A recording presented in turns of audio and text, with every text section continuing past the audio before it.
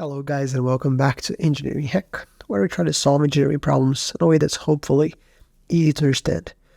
Today we're going back to some of the basics around dynamics.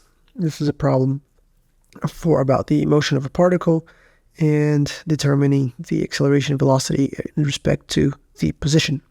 So the problem statement reads, the motion of a particle is defined by the relation x equals 6t to the fourth minus 2t cubed minus 12t squared plus 3t plus 3, where x and t are expressed in meters and seconds respectively.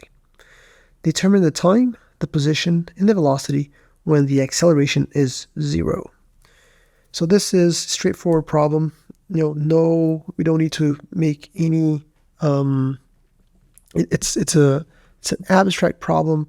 So at the same time, we don't need to, do any correlation back to understanding the problem, understanding the translating the situation or scenario back into the equations. It's really just straightforward.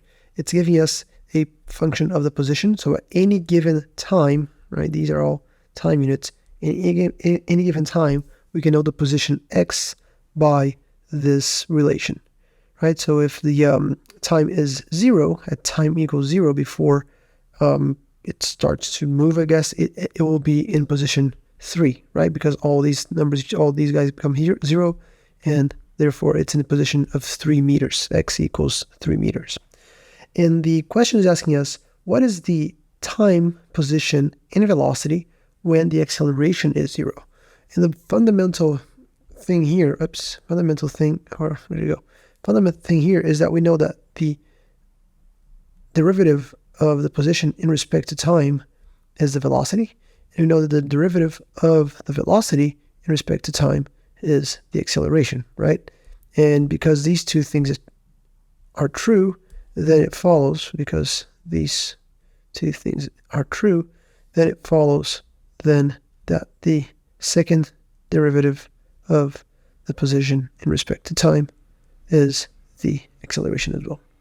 Right? So what we need to do here to solve this problem is to take this position equation here, derive it once in respect to time so that we can get the velocity.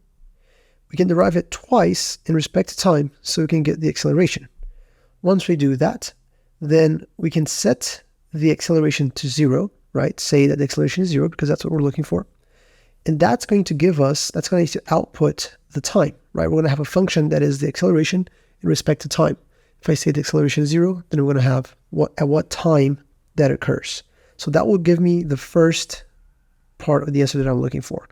If I have the time at which the acceleration is 0, then because I have the relationship of how position varies with time and how velocity varies with time, then I can just plug this time that I find into this equation here and into the equation I'm going to find for the velocity.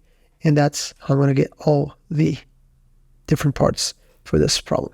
So let's go ahead and get started. Let me get rid of some of these things here. Okay. So let's go ahead and start by deriving this expression. No, the very first thing I'm going to do is actually just rewrite this equation down here. X is 6t to the fourth minus 2t third minus 12t squared plus 3t plus 3. Okay, so the first thing I'm going to do is I'm going to derive this in respect to time. So dx dt, or depending on the notation that you use, x prime. This will be 4, going to go down, so 24, and then to the third, right, t to the third, minus 6t squared. I'm going to have minus 24t plus 3, and then here this becomes nil, right? This becomes 0. So I'll put plus 0 here just to remind ourselves what happened there. So this, right, this is a relationship of how the velocity changes with time, right? So if I plug in any time in here, I'm going to get what's the velocity at that given moment. Okay, so you can denote it like this, or it's velocity in respect to time. That's the other way of denoting it, depending on how you are used to. And if I go ahead and do this derivative one more time, if I derive it one more time, so the second derivative in respect to time, or also known as double prime, this will give me the acceleration, right? And the derivative here is going to be 3 goes down, so that's going to give me 72. So that's 72t to the squared. And here we're going to get 12. It's going to be 12t. And then I'm just going to get the minus 24 with no time. And then 3 becomes 0, and the other 0 stays as 0.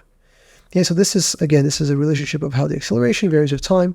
It can also be denoted as a respect to t, right? How the acceleration varies with time.